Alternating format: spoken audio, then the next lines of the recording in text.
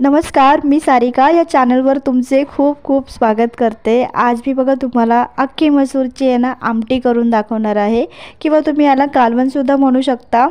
तर इथे मी तुम्हाला न भिजवता ही अख्खी मसूरची मस्त अशी आमटी करून दाखवणार आहे। अगदी मटणाच्या चवीला लागते तशीच लागणार आहे। तर चला व्हिडिओला सुरुवात करूया। आणि तुम्ही व्हिडिओला जर लाईक नसेल केलं तर लाईक करून घ्या, नवीन असेल तर चॅनल सबस्क्राईब करा। इथे मी जास्त काळ न भिजवता फक्त 10 मिनिटांमध्ये ही अख्खी मसूर भिजवलेली आहे। तर मी इथे 1 वाटी अख्खा मसूर घेतलेला आहे आणि काय केलं, स्वच्छ धुतलाय। गरम पाणी कोमट पाण्यामध्ये ही सगळी अख्खी मसूर घालून फक्त 10 मिनिटे मी ठेवून दिली। 10 मिनिटात छान मस्तपैकी भिजलेली आहे। आता ही सगळी अख्खी मसूर आहे ना या कुकरमध्ये घालून घेतली आहे। थोडंसं पाणी घातलं, 1 ग्लासभर घातलं असेल। त्याच्यामध्ये फक्त चवीपुरतं मीठ घालते आणि इथे मी झाकण लावणार आहे। कुकर जेव्हा गॅसवर ठेवाल तर झाकण लावून घ्यायचं आणि शिट्टी बाजूला काढायची, नंतर झाकण लावल्यानंतर शिट्टी लावायची। तर इथे बघा तोपर्यंत आपला अख्खा मसूर शिजतोय तोपर्यंत आपण इथे थोडंसं वाटण तयार करूया। मी इथे चांगला तवा गरम करून घेतला, त्याच्यावर ओलं खोबरं ते मी घेतलेलं आहे। हे जास्त दिवस ठेवलं त्यामुळे थोडंसं सुकलं आहे, पण ते ओलं खोबरं घेतलेलं आहे मी इथे।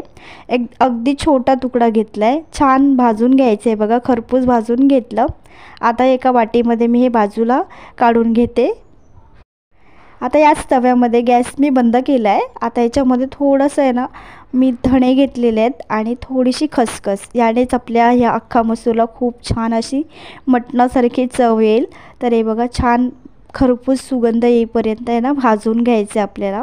आता हे सगळं मी त्याच वाटीमध्ये काढते जे खोबरं काढलेलं आहे आणि हे सगळं आपल्याला मिक्सरच्या भांड्यामध्ये घालून छान पेस्ट तयार करायची आहे। आता इथे मी पूर्वतयारी करून घेतलेली, थोडेसे लसूण पाकळ्या घेतल्यात, 1 मिरची आहे, थोडंसं आलं आहे आणि कोथिंबीर असं सगळं घेतलेलं आहे। आता जे आपण खोबरं भाजलं आहे आणि धणे आणि खसखस हे सगळं या मिक्सरच्या भांड्यात घालून छान बारीक पेस्ट करून घ्यायची आहे। तर मी मिक्सरमध्ये वाटून घेते। आता इथे तुम्हाला दाखवते बघा, इथे वाटून झालेलं आहे माझं, छान बारीक वाटून घेतलं। खूप कमी पाणी घातलेलं आहे। इथे अख्खा मसूर आपण करायला घेतोय आणि मी फोडणीला सुरुवात करते। कढई चांगली गरम करून घेतली, त्याच्यामध्ये तेल घालते बघा। इथे गरजेपुरतं तेल घातलंय, तेल चांगलं गरम करून घेतलं। मग याच्यामध्ये आता कढीपत्ता घातलेला आहे। तेलामध्ये छान कढीपत्ता मस्त फुलल्यानंतर त्याच्यामध्ये उभा चिरून घेतलेला 1 मोठा कांदा घेतलेला आहे आणि हा कांदा आहे ना मस्त लाल करायचा, जसं आपण बिर्याणीला करतो बरिस्ता वगैरे तसंच करायचं आहे। खूप छान चव येईल आपल्या आमटीला। तर हे बघा असा करून घ्यायचा, मस्त लाल शिजवायचा मीडियम गॅसवर। आता छान लाल झाला याच्यामध्ये आता सगळं वाटण तयार केलेलं खोबऱ्याचं ते घालायचं आहे।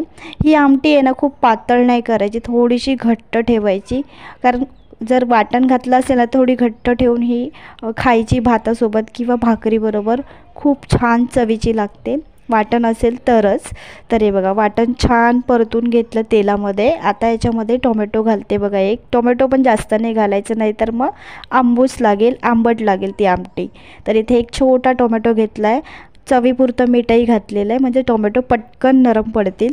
चांगलं परतून घ्यायचं, 2 ते 3 मिनिटं छान परतून घेतलं आहे मी। आता याच्यामध्ये हळद घालते बघा, हळद घातली 1 छोटा चमचा।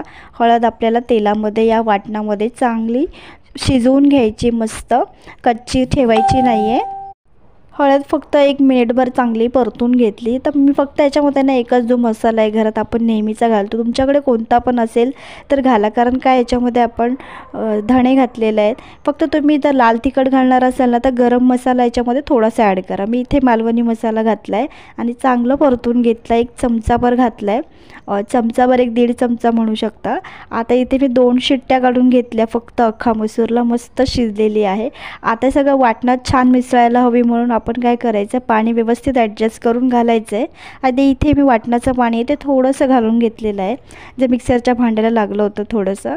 आता हे बघा छान असा रंग आलेला, पण नंतरही सुकून थोडंसं याचं तरी जी ती दिसणार नाही आहे। पण हे बघा आपल्याला शिजवायची 4 ते 5 मिनिटं, उकळ मस्त आलेली आहे। आता मी काय करते, झाकण ठेवते आणि 4 ते 5 मिनिटं छान ही अख्खा मसूर आपल्याला शिजवून घ्यायची।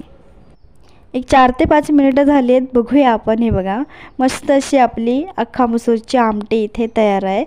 कालवण किंवा आमटी दोन्हीपैकी एक काही म्हणू शकता. आणि याचा सुगंध खरंच मटणासारखा येतो. जसं काही आपण मटणच केले, जर कोणी बाहेरून घरात येत असेल त्यांना असं वाटेल सुगंधानं की खरंच कोणीतरी मटण केलेलं आहे. पण मस्त अशी आपली ही अख्खा मसूर झालेली आहे आणि मस्त मटणासारख्या चवीची आहे. मी जसं म्हणते खरंच तसा सुगंध येतो आहे, म्हणून मी इथे म्हणते आहे. व्हिडिओ आवडल्यास व्हिडिओला लाईक करा, चॅनल सबस्क्राईब करा. धन्यवाद.